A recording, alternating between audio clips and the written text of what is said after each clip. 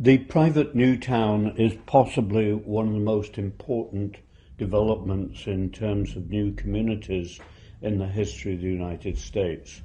It was a radical move entirely from the private sector and taking advantage of a number of factors in terms of a close understanding of the position of where America was at that point in time, a understanding of where the construction industry was, and also of the demise that was emerging regarding the city. So this emerged because of William Levitt, an entrepreneur who built Levittown beginning in 1947 through to 51. So again, anticipating Home Fit for Heroes, that this vast suburban area on Long Island was a middle-class idea for people to move out of New York into an entirely new environment. And then he went on to propose a second new town for people to move out of Philadelphia and Trenton in Pennsylvania. And he planned a suburban city there in 1951, and this had 17,311 houses, each available, believe it or not, for a down payment of $100, in what has been referred to as democracy in real estate. That idea of democracy was a plan that every family in the United States, they stated, was entitled to a decent shelter. So here we see this ubiquitous diagram of a very important set of innovations that are taking place. On the first of it, look at it, it's entirely bland. It's a barren townscape. But, firstly, there are no four-way intersections. This was the first big move that they made. Secondly, in working with T-intersections, every road in Levittown has a slight curve to it. So it had what they referred to as the suburban look. Thirdly, no two houses could be adjoining that were the same house. And they worked very carefully on the development of the house style, which we will look at more closely. Their first one was called the Rancher, you'll be pleased to hear, and this had a front door. And the second was the Radiant, and that had a side door. And then as they went on, they then went on to a four type, introducing the Cape Cod, and then later the Colonial. So if you look down this road without us having any knowledge of this to begin with, you can begin to spot a sort of staccato layout and a very easy patterning of how you could lay out a road. Now this became fundamentally important in terms of the way that they wanted to see the geography. So here you've got this idea where it could move according to the terrain. So this was important. They could run along terrain lines, and you could say, well, it's entirely confusing, which it is. But in actual fact, it falls into quadrants, and the way that they looked at it was, and remember, I'm talking about a strong psychology with regard to new community, that the idea here is that each would not have a number, but would have a letter, and the letter would depict something from nature. So you would be in, you and I might call this the A zone, the A neighborhood, and it can be apples and apricots, etc. And these street names became a way that people could identify that if you were on a B street, so that you were beetroot, I don't know if that is one of the streets, you had a clear idea of these zones. Now, possibly the most revolutionary factor, and something that, in a sense, I might be having you think about the 21st century, is this rather unusual slide taken from Life magazine. Life, as you're seeing, is all important in terms of talking about the evolution of community in America. Here you're looking at a house, you're beginning to see the elements, and as the road was laid out, operation number 1 with its slight curve, the hard pad was put down, number 2. If you look down this slide, you see the hard pads. Each of those is radiant underfloor heating. So they solved the heating issue with the radiant pad to begin with, and then literally they dumped everything. It was dumped on site so that you could get a building movement that was endless, meaning it was endless geographically and working down the street, but also it never stopped.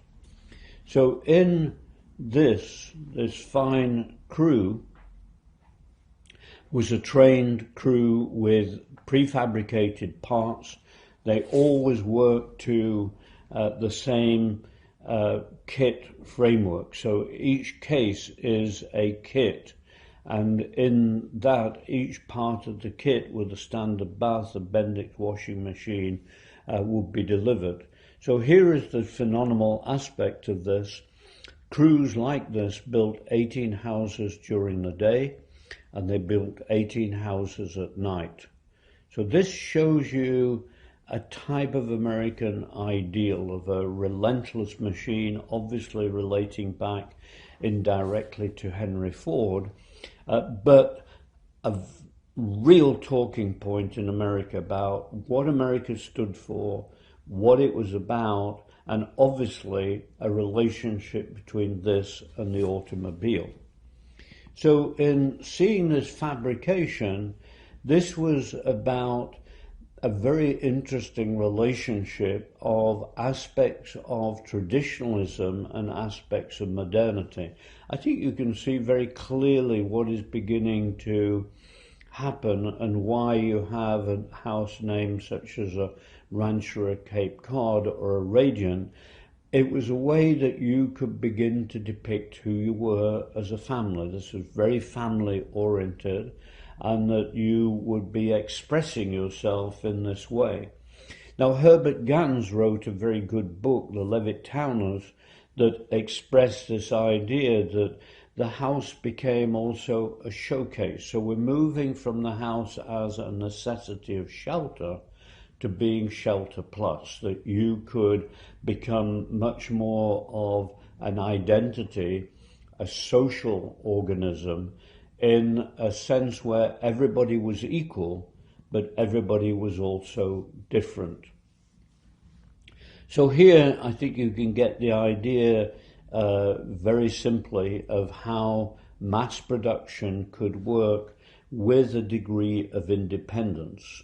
And within this, your $100, you could walk into this. You ignored the fact that there's a great deal of mud taking place, but you could also see the production line because there it was in operation. You could see how your house was built.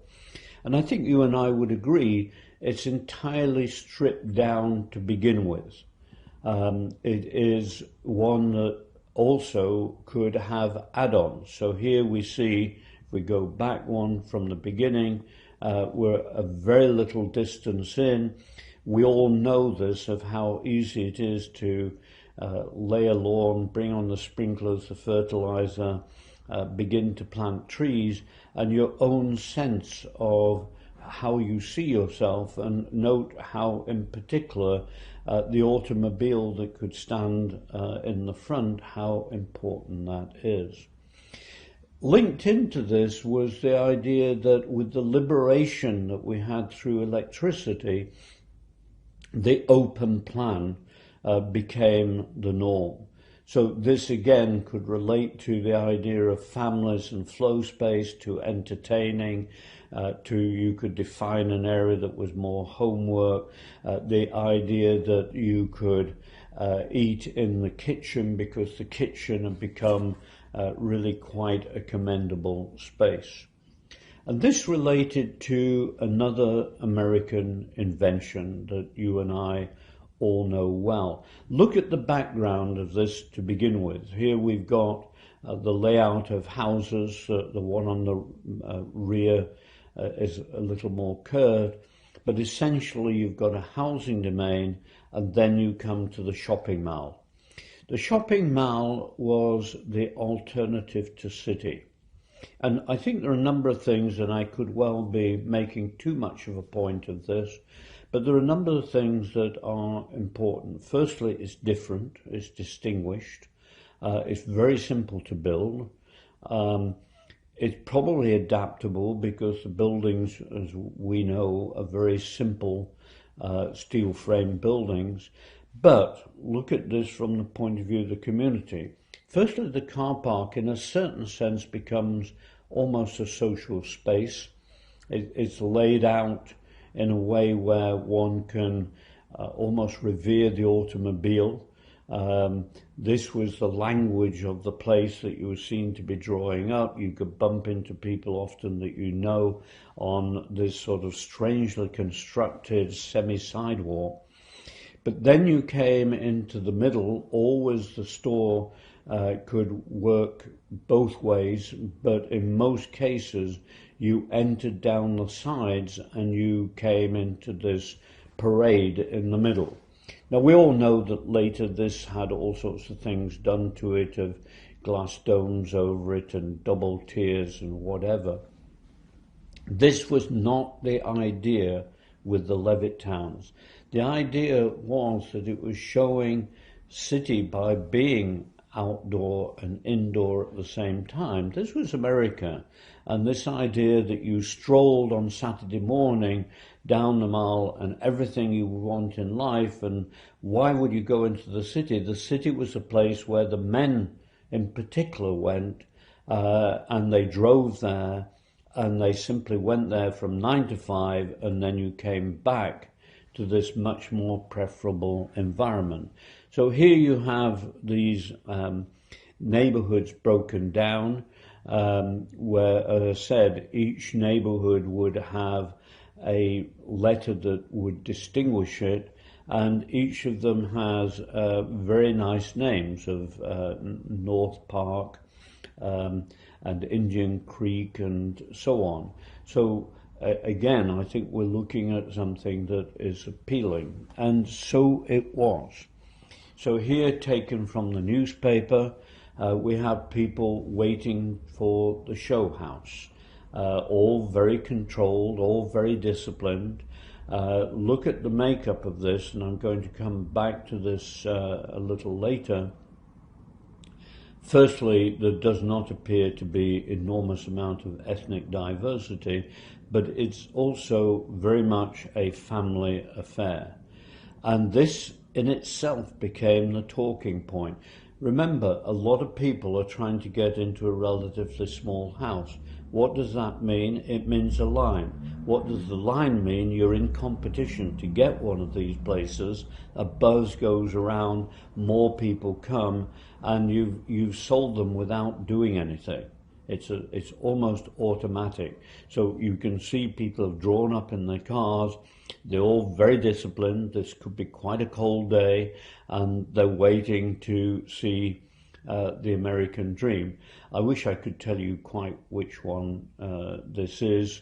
I'm going to call it the Cape Cod, but I'm not quite sure. And you can see very much how in an early stage this begins to transform into a street where children could walk down the street, and the design was that you went to school and never had to cross a major road. So this was and I think you could say this is a very sustainable idea. Kids would walk together to school. The land was always reserved for schools to take place, churches to take place within the overall format. So here you have it by the time they've matured to 1957, and I'm inviting you to begin to make your choices of who you are and which of these houses you're going to go for. And again, you can begin to see the minor modifications as it goes down the street. So this became a quite difficult choice. And here you've got Hal and Sylvia Lefcourts. They were anxious to bring their family, and they knew exactly that they wished to live in Levittown. And she exclaimed when beginning to look at these houses, I think we'd agree this is the Regent House that is much more progressive in a certain sense. She explained, we've achieved the American dream. But the difficulty that they had was that they couldn't make their mind up. It took some time for them to work out where they were going to live. But part of this was associating with their friends. And so they often would buy in groups. So 3 of their friends bought adjacent lots for joint backyard barbecues. All had babies within a year. So they installed a joint baby intercom for child watch. So began the baby boom generation. And this all took place in a bedroom community, which they defined, and increasingly the newspaper articles defined, a place of liberty through a harmony of monotony. A lovely way to look at it. And the mandatory role, of course, of the automobile for the daily commute. So here we're seeing, I'm just going to go into one of the layouts with the side door, and you can see the point of the open plan, the kitchen diner that we've all known, the 2 facing fireplace. So all of this space could be well used. We do not have perhaps the same concentration on bathroom that we have now.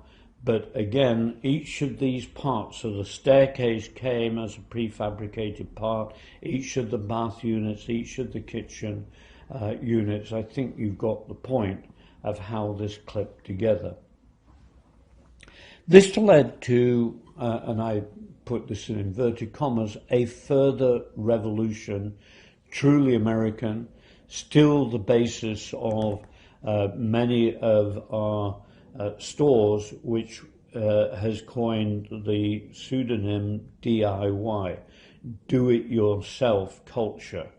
So here you've got in the foreground a person that has got construction skills. He's up in the loft. This was not built out at the time of buying the house to make the house affordable, but you can see they had done what was the prefix to being able to do the house. So here are all these guys who are going to have their weekends dominated by developing skills of how they can insulate, they can put up plasterboard, etc.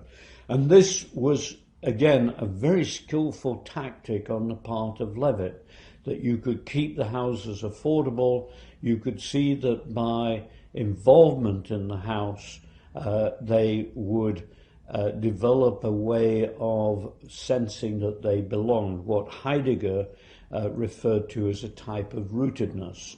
And many of the people stayed throughout. They went there and never left. Also as an argument, perhaps slightly facetiously, that argue that these people would be so busy and become so exhausted they'd have no time to make revolution and do bad things. So this expression of individualism led to the idea of community newspapers. This was one of the first places that really developed the importance of the newspaper. And here, and this again is a little one for you to work out yourself, we're looking at third prize in the house interior competition. I think you would agree the balance that we've got is denoting the staircase going up. We have an entirely modern television at work, the showcasing of shelves. We then move to the second prize. I hope you note the cuckoo clock. You can see what has happened to the TV in this. It has to become far more deferential because the whole role of the house is one of nostalgia. And here, for whatever reason, with an open staircase and furniture that we could well see today, we would refer to as mid-century modern, wouldn't we? Of this very simple, rather Scandinavian style furniture. So here was the new America. The new America was defined around new lifestyles. The new house, built very quickly, very efficient house, open, uniform heat, very easy to manage. And this was balanced by the idea that you had an individual life which was expressed, you had a street life which was expressed, but you also had a wider community life. You had the shopping mall, you had modern schools, you had community building societies, and all around the personalized home. So what can we begin to say about this? How can we look at this? And I would begin to say, well, we could look at it in terms of, was it the American dream? The answer is certainly, to many people, yes. Was it a perverse dream?